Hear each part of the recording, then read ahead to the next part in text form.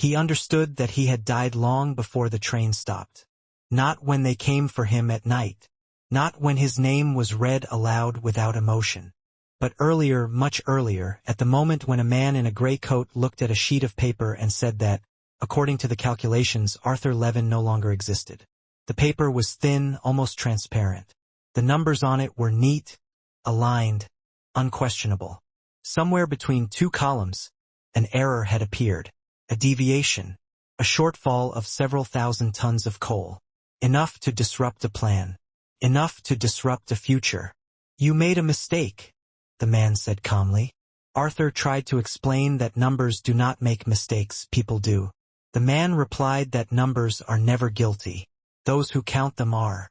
That was when Arthur stopped being a person and became a discrepancy. The journey east erased time. Days collapsed into one another.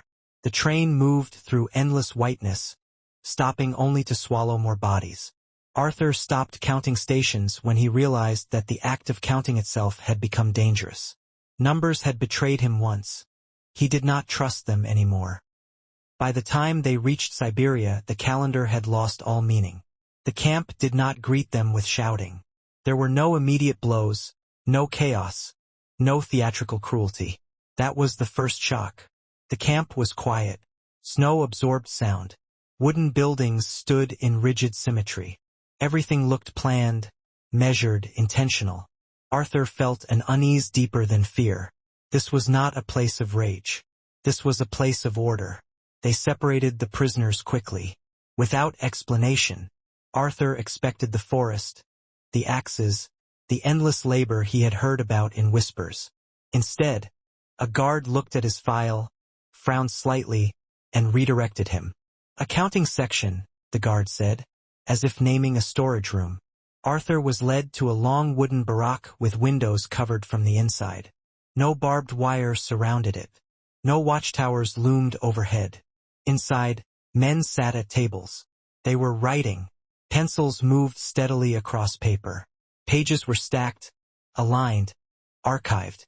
The smell was not sweat or blood but graphite and damp wood. A man in a uniform stood at the far end of the room. "This is the accounting department," he said. "You will work here." Arthur waited for clarification. "You will not carry logs. You will not dig. You will count." The man walked between the tables, his boots echoing softly. "Every line is a norm. Every norm is a ration. Every ration is survival." Arthur felt something close to relief, then shame for feeling it. At first, the work seemed almost familiar. Forms, columns, ratios, productivity metrics. Arthur recognized the logic immediately. The camp operated like a massive industrial system, and this room was its nervous center. Prisoners were not named. They were categorized. Unit strength, output capacity, attrition rate. Arthur was assigned a section. He sharpened his pencil carefully. His hands were steady. For the first few weeks, he believed he had found a way to endure. The system rewarded precision. If he was careful, if he was fair, if he applied the numbers correctly, perhaps he could minimize harm. He told himself that he was not deciding anything. He was only recording reality. Then people started disappearing. At first, it was subtle. A name he vaguely remembered failed to reappear in the next report. A unit count decreased without explanation. Arthur assumed illness, cold, exhaustion. Statistics had always taught him not to attribute meaning too quickly. But patterns emerged. Those whose norms exceeded the median tended to vanish. Not immediately, gradually. Their rations decreased. Their productivity dipped. Then they were marked as unfit. Arthur traced the chain backward. The chain led to his pencil. One evening, he approached the supervisor. "There is an inconsistency," Arthur said carefully. "If we lower the norms slightly," the man looked at him without anger. "The camp must fulfill the plan," he replied. "If the plan does not align with reality, we adjust the figures. Reality will follow." Arthur understood then that the system did not reflect reality. Produced it. He tried to resist quietly. He softened coefficients, smoothed distributions, adjusted averages just enough to redistribute rations more evenly. For 3 days, mortality declined. On the 4th day, Arthur was summoned. The supervisor showed him a report. The numbers were clean. The conclusion was precise. Due to inefficiencies in norm allocation, production targets were missed. Arthur's name appeared at the bottom. "You are too emotional," the supervisor said. "Emotion is noise." He was informed that another deviation would result in reassignment to general labor. Arthur had seen general labor. The choice was not stated. It did not need to be. That night, Arthur lay awake and realized the true structure of the camp. It was not built to punish. It was built to optimize. And optimization required sacrifice. Over time, something inside Arthur adjusted. He stopped reading names. He saw only units. He learned which variables produced stability. He learned how much loss the system could absorb without triggering alarms. He became efficient. The supervisors noticed. He was praised for accuracy. He received extra bread. He was allowed to sleep longer. The camp's metrics stabilized. Mortality remained within acceptable parameters. The plan was fulfilled. The mechanism worked. Arthur told himself that if he did not do the work, someone else would. Someone less careful. Someone less precise. This justification hardened into habit. Then came the offer. The supervisor called him in one evening and placed a new set of papers on the table. "We need a model," he said. "One that makes the numbers look natural." Arthur understood immediately. A model that did not eliminate death. A model that normalized it. One that made disappearance statistically inevitable. That night, Arthur sat alone in the accounting barack. Blank pages lay before him. He realized that he could design an error. Not a visible one. Not a rebellion. A slow distortion. A drift. Something that would undermine the plan gradually, quietly, without ever pointing back to him. He also understood what that meant. The system would eventually identify the deviation. It always did. When it did, his name would appear in the same column where he had written the word removed so many times. Arthur sharpened his pencil and began to write. He did not design the error to be dramatic. That would have been detected immediately. Arthur designed it to be reasonable. He introduced a variable that appeared harmless, a seasonal adjustment coefficient based on average worker fatigue. It reduced output expectations during the coldest weeks but redistributed the shortfall across multiple units instead of concentrating it where the system usually compensated with increased pressure on paper. It was elegant in practice. It meant that no single group collapsed fast enough to raise alarms. Production declined just enough to be explained by whether mortality flattened but stretched over time. The camp continued to function. The plan continued to be reported as viable. For a while nothing happened. That was the most terrifying part. Weeks passed and Arthur remained in his seat. No summons, no punishment. The system absorbed the deviation and recalculated around it. Arthur realized then that he had misunderstood the scale of what he was facing. The camp was not the system. The camp was a cell inside it. His error did not cause failure. It caused adaptation. The algorithm. Learned reports from neighboring camps began arriving in the accounting office. Comparative tables, benchmark metrics. Arthur saw familiar patterns. His model had been propagated, not copied manually, but inferred. The system had identified his adjustment as optimal under certain constraints and integrated it elsewhere. He had not broken the machine, he had improved it. That night Arthur vomited behind the barack. The supervisor noticed the change not as suspicion but as opportunity. "You think in systems," he said one evening without looking up from the papers.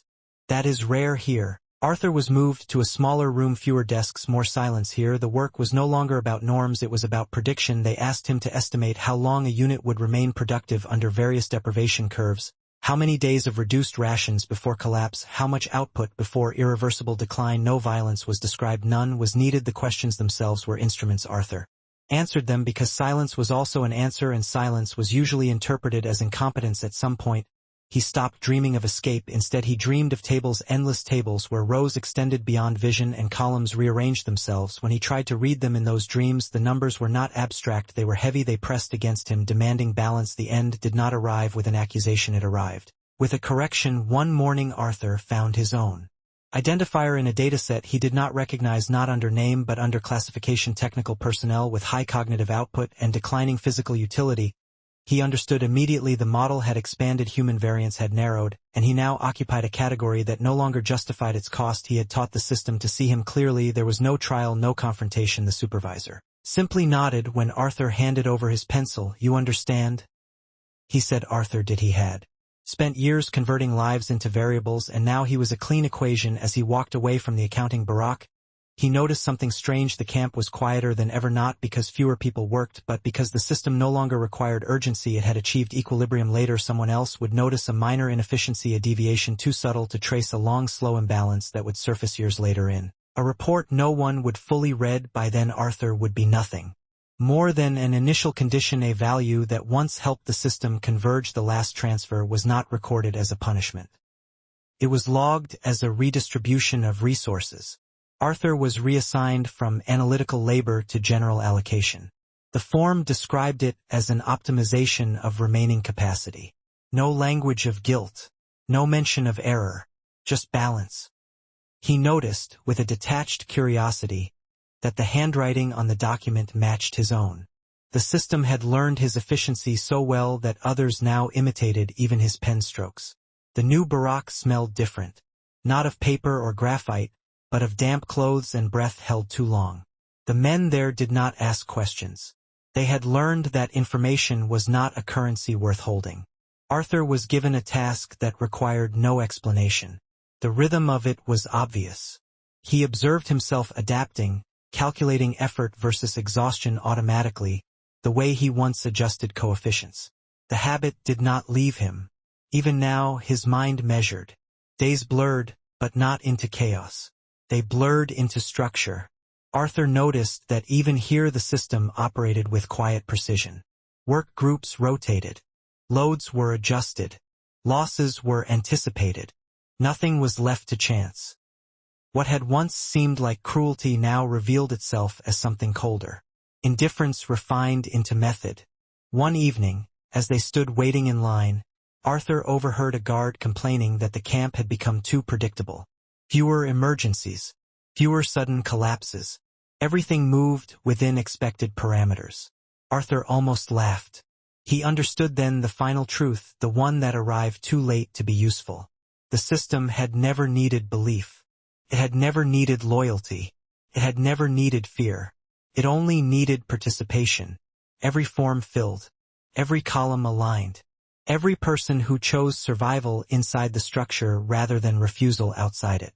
The system was not imposed. It was assembled. Arthur felt no rage as his strength declined. Rage required the idea of injustice. What he felt instead was a hollow clarity. A recognition that his life had been perfectly accounted for. Every calorie, every movement, every thought that had ever made him valuable had already been extracted. He had not been destroyed. He had been fully utilized. The last night came quietly. There was no announcement, no closing calculation. The system did not need to mark the moment precisely. Margins allowed for variance.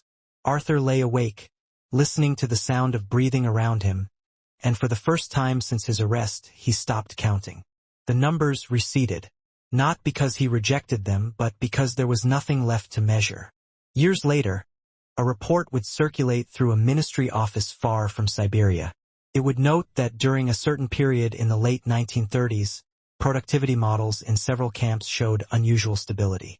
The anomaly would be attributed to environmental factors and administrative efficiency. No names would be mentioned, no lives referenced. The system would move on. After Arthur's absence, nothing visibly changed. That was the confirmation. The accounting barack continued to produce reports with the same cadence. Norms adjusted themselves. Rations aligned with projections. Mortality remained within the corridor defined as acceptable long before anyone in the camp had been born. The pencil Arthur once used was sharpened by another hand. The formulas he introduced were refined, simplified, stripped of authorship. His cautious deviation became a footnote inside a larger logic, indistinguishable from the rest. The system did not pause to acknowledge the transition. It recalculated and moved forward. In the following months, the camp became a reference point. Inspectors arrived not to investigate suffering but to study efficiency. They noted the absence of volatility, the predictability of output, the smooth replacement of exhausted units. One of them remarked that the camp functioned like a closed equation. No one asked who had written it. Far from the barracks, far from the snow and the ledgers, the country continued to speak the language of numbers. Plans were adjusted, targets refined, losses redistributed across regions. The logic that governed the camp was replicated in factories, offices, committees. Everywhere, people learned to translate life into metrics. Arthur's mistake, the one that had erased him, was no longer remembered as an error. It had been absorbed into a larger dataset and reclassified as noise. There were moments when the system encountered resistance. A prisoner refused to work. A clerk misreported a figure. A supervisor hesitated. Each time, the response was the same. The system did not punish, corrected. Those who failed to align were not crushed. They were simply rendered irrelevant, their capacity redistributed, their absence normalized. Nothing dramatic, nothing memorable. Years later, a young analyst in a warm office would study archival data from that period. He would notice a curious trend, a phase of remarkable stability during years that were otherwise chaotic. He would write a brief note in the margin, suggesting that early optimization models had been ahead of their time. The note would not be read. What survived was not the camp itself. Camps closed. Structures changed.